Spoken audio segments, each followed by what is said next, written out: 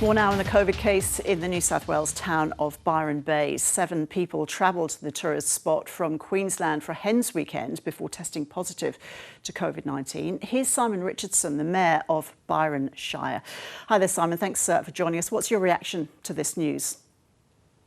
Look, it's we're in a state of flux, aren't we? And it's terrible news for our community. Right at the time when we're hoping to get back on our feet and have a really good Easter period, both economically but also socially with our families and all the guests that were going to come here.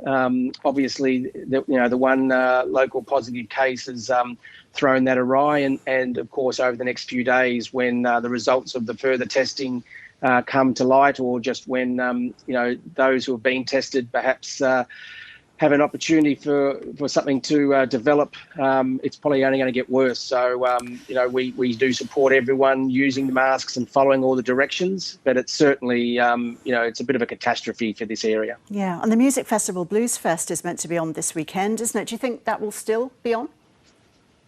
Look, I would find it hard to imagine it can stay open. I think I'd really urge the state government to work with Peter Noble, the organiser of Bluesfest, and make sure they don't leave, and not just Bluesfest, but the music industry as a whole hanging on this. No doubt Bluesfest were always going to struggle to even break even, but they were really committed to try to create a musical event to give money to musical acts across Australia, and it'd be inappropriate for them to be left in the lurch and not supported. So I'd certainly hope that the Premier or anyone who needs to can get on the phone to Peter and Bluesfest and work away to support them and the wider music industry. Yeah. And Simon, how important economically is the festival to the town? Because it was cancelled at the last minute last year, wasn't it?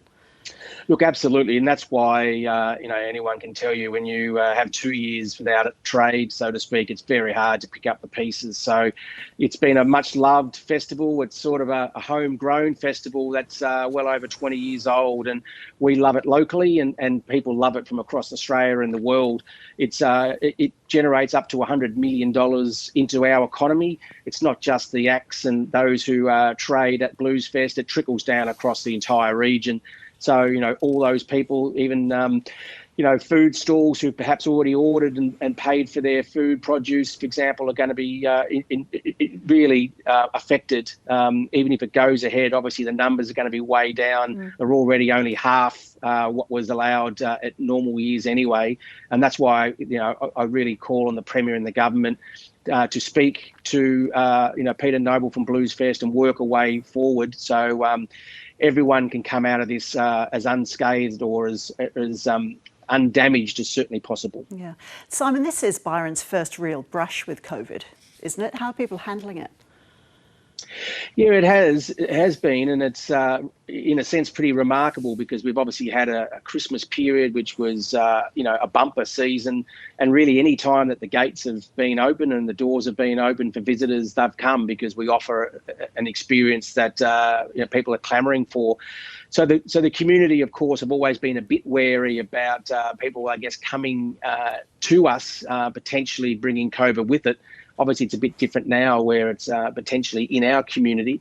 The community is really concerned, and they've come out incredibly supportive to the call to get tested, which has been quite heartening and fantastic. Over 4,000 tests in a day and a half. And to put that into context, there's only 15,000 ratepayers. So a massive amount of response to those getting tested and doing the right thing. We are wary, of course. We're very nervous, but at the same time, we'll take whatever best health and medical advice tells us to do, and we'll do our bit. Yeah. And have you noticed few people out and about around the town, Simon, whether they be locals or people from out of town? Yeah, I have. It's a really strange time. It's a little bit surreal, really, because I guess we're all just having this excruciating wait to find out what the implications and ramifications are. This time last week, the sun was out. We were, the town and the Shire itself had a real feeling of optimism. We were all excited about our family visiting us or going somewhere else or just opening our doors. And obviously, one weekend has changed everything. So, for some people, they're getting on with their lives. For others, it's affected quite directly and they're pretty devastated.